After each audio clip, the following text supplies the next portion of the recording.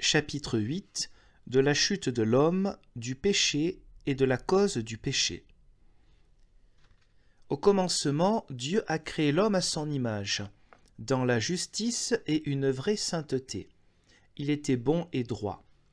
Néanmoins, à l'instigation du serpent et de sa propre faute, il s'est détourné de cette bonté et de cette droiture originelle, il s'est assujetti au péché, à la mort et à divers maux. Et tel qu'il est devenu par sa faute, tels sont tous ceux qui sont issus de lui, asservis, eux aussi, au péché, à la mort et à divers maux. Nous comprenons le péché comme cette corruption naturelle de l'homme qui s'est propagée ou transmise de nos premiers parents à chacun de nous. Nous sommes ainsi plongés dans la convoitise, tout entier éloignés du bien, enclins à tout mal, remplis de méchanceté, de méfiance, de mépris et de haine contre Dieu. Par conséquent, nous sommes par nous-mêmes incapables d'accomplir, voire de rechercher le bien. À mesure que nous avançons en âge, nous portons des fruits corrompus, dignes d'un mauvais arbre, pensées, paroles et actions méchantes, commises contre la loi de Dieu. De la sorte, exposés à la colère de Dieu, nous ne pouvons nous attendre qu'à un juste châtiment. En conséquence, Dieu nous aurait entièrement rejetés si le Christ, notre libérateur, ne nous avait ramenés à lui. Nous comprenons par la mort non seulement la mort corporelle, que nous devons tous subir une fois à cause du péché, mais aussi le châtiment éternel que méritent nos péchés et notre corruption. Car l'apôtre dit « Nous étions morts dans nos fautes et nos péchés, et nous étions par nature des enfants de colère comme les autres. Mais Dieu est riche en miséricorde, et nous qui étions morts par nos fautes, il nous a rendus à la vie avec le Christ. Et encore, par un seul homme, le péché est entré dans le monde, et par le péché la mort. Et ainsi, la mort a passé sur tous les hommes, parce que tous ont péché. Nous reconnaissons par conséquent que le péché originel s'étend à tous les hommes. Nous confessons de même que toutes les transgressions qui en découlent sont appelées péchés, et le sont à la vérité, par quelque nom qu'on les désigne, soit péché mortel ou véniel, soit encore celui qui est appelé péché contre le Saint-Esprit, pour lequel il n'y a pas de pardon.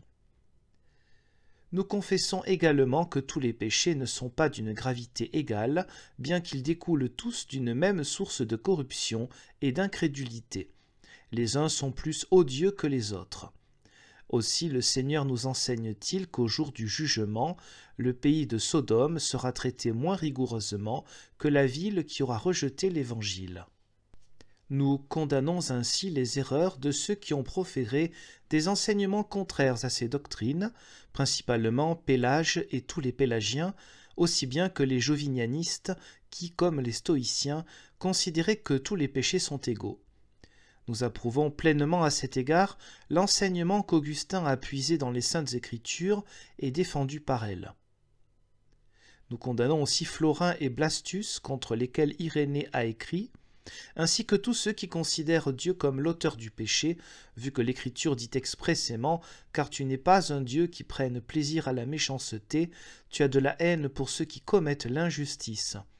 Tu feras périr ceux qui profèrent le mensonge. » Et ailleurs, lorsque Satan profère le mensonge, ses paroles viennent de lui-même, car il est menteur et le père du mensonge. Et de fait, il y a en nous-mêmes suffisamment de vices et de corruption pour que Dieu n'ait aucunement besoin d'introduire en nous une méchanceté nouvelle ou supplémentaire. Par conséquent, lorsqu'il est dit dans l'Écriture que Dieu endurcit, aveugle et livre l'homme à une mentalité réprouvée, il faut comprendre qu'il le fait par un juste jugement, en tant que juste juge et vengeur.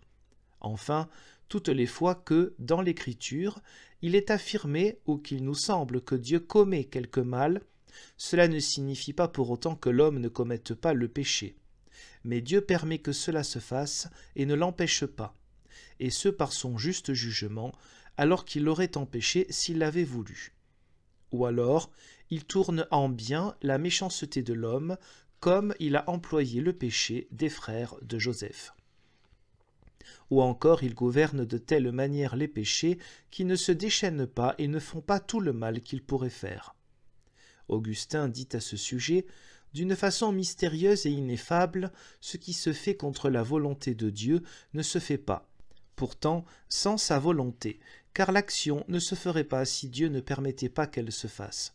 Or ce n'est pas par contrainte qu'il la laisse faire, mais parce qu'il le veut librement, et lui qui est bon ne laisserait pas faire le mal s'il ne pouvait, par sa toute-puissance, tourner le mal en bien.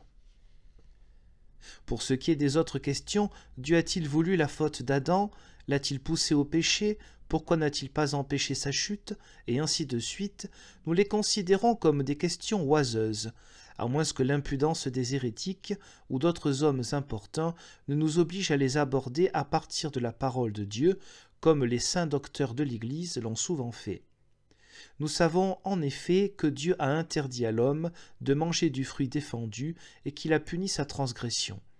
De même, ce qui arrive ne relève pas du mal en raison de la volonté et de la puissance de Dieu, mais en raison de Satan et de notre volonté qui résiste à la volonté divine.